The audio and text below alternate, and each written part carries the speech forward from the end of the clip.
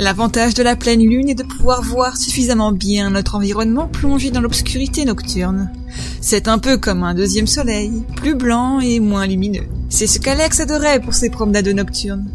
Il aime beaucoup marcher, dehors, aux alentours de minuit, lorsque cette dernière brille, sans lumière, sans appareil de vision nocturne. Discret comme un fantôme, tranquille, et personne pour venir l'embrouiller. En ville, bien évidemment, il ne se permettrait jamais ce genre d'escapade. Mais dans ce petit hameau peuplé de 4 maisons bien éloignées les unes des autres par d'immenses jardins, il savait qu'on ne risquait pas de faire de mauvaises rencontres. Mis à part peut-être 1 ou 2 cambrioleurs qui seraient de passage dans les environs. Cette nuit-là, il était 1h et la température agréable. Alex a prolongé sa balade. Il a fait demi-tour, traversé le hameau en sens inverse et marché 1 ou 2 kilomètres supplémentaires le long de la départementale forestière. Tapis dans l'obscurité du fourgon noir, stationné non pas par hasard chez Bertrand Renard, nous étions là à l'épier patiemment. Il a remarqué notre véhicule, mais sachant que Monsieur Renard devait louer lui aussi un fourgon, peut-être ne s'est-il pas méfié et a poursuivi son chemin. Grâce à nos lunettes de vision de nuit et aux hommes postés un peu partout, nous savions quand et comment opérer. Nous avons attendu qu'il soit à 1 kilomètre de la sortie du hameau avant de mettre le contact. Moteur électrique, tout feu éteint, nous avons avancé tout doucement sur l'objectif. Presque silencieux, nous avons été trahis par le bruit des gravillons et le léger bourdonnement du moteur électrique à 500 mètres. L'homme s'est retourné, la tête ébahie par l'avancement du fourgon sans phare. Il s'est arrêté à nous fixer le visage, trahissant une multitude de questions qui lui traversaient l'esprit. Qu'est-ce qu'on pouvait bien lui vouloir ?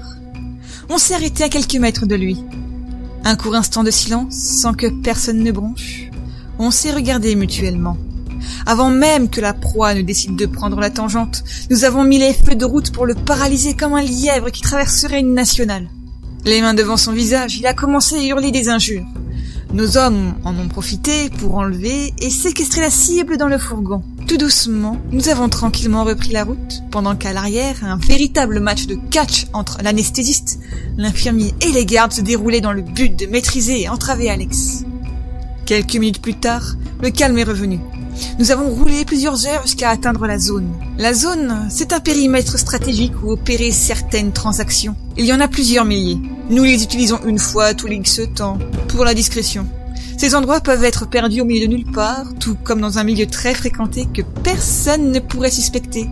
Comme un centre commercial, une station-service, ou même au sein d'un bâtiment du trésor public, une mairie, voire même un commissariat par exemple. Tu vas voir, cher ami. Tu vas vite devenir un expert en la matière. De toute façon, tu n'as pas le choix. C'est la richesse ou la mort. Certains clients proposent une somme sur telle ou telle tête qu'ils ont choisie via les données personnelles qui ont été piratées sur les serveurs hospitaliers, des cabinets médicaux et des organismes de santé comme la sécurité sociale.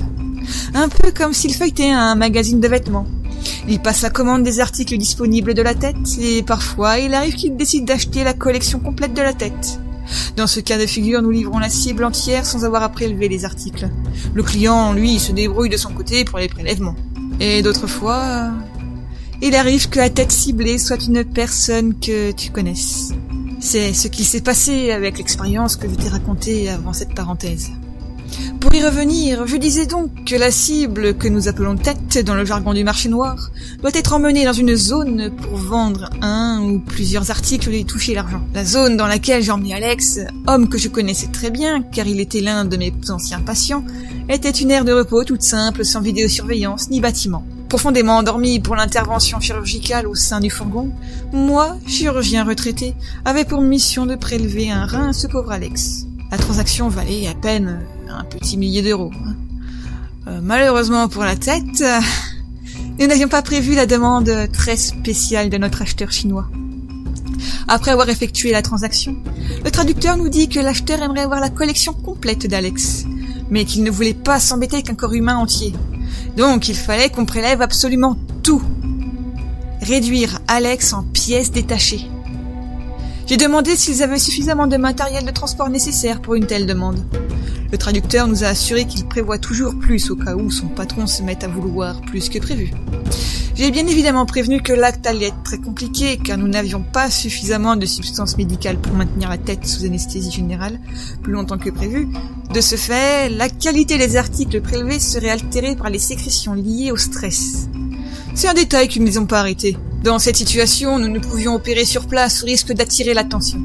Nous avons donc repris la route, moi opérant tant bien que mal pendant que le fourgon dévorait les kilomètres jusqu'à la prochaine zone choisie par l'acheteur.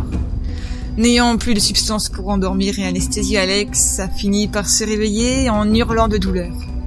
Il m'a reconnu. Je me suis excusé auprès de lui.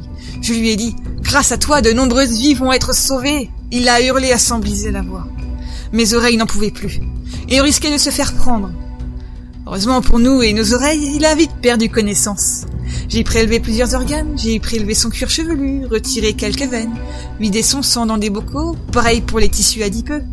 Pas évident qu'on n'a pas le matériel chirurgical adapté. La peau, les dents, la langue, bref, voilà. Tous les articles disponibles ont été prélevés et stockés dans les récipients fournis par nos acheteurs.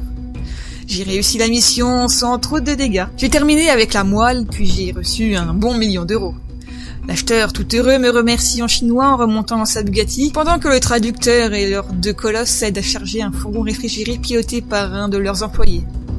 J'ignore encore comment ils arrivent à traverser les frontières, ou s'ils vident la cargaison dans un jet privé, ou autre, je ne sais pas. Mais ce qui est sûr, au vu de l'explosion de la demande, personne ne s'est fait prendre. À mon avis, c'est sûrement grâce à quelques grosses têtes, qui sait. Bref, une fois le tout terminé et l'argent empoché, il faut sans attendre remettre le pactole au banquier. Le banquier, c'est une personne missionnée de ramasser le cash d'une vente, de remplir un document que nous signons tous, puis qu'il remet à une entité très haut placée au sein de l'organisation. Cela nous permet de toucher notre salaire qui s'élève en fonction des articles vendus. Et inutile d'essayer de voler. Le banquier est toujours accompagné de gardes de plus que la plus haute sphère de notre organisation, sait tout, sur tout et tout le temps. Tu ne serais en sécurité nulle part en ce monde. J'espère que mon récit t'aura préparé à affronter des têtes qui pourraient être l'un de tes proches, l'un de tes amis, et que cela te permettra de te préparer mentalement à des situations imprévues, sources de stress. Et surtout, n'oublie pas ceci. Peu importe la manière qui permet de t'enrichir, le salaire justifie les moyens. Ça, c'est la base.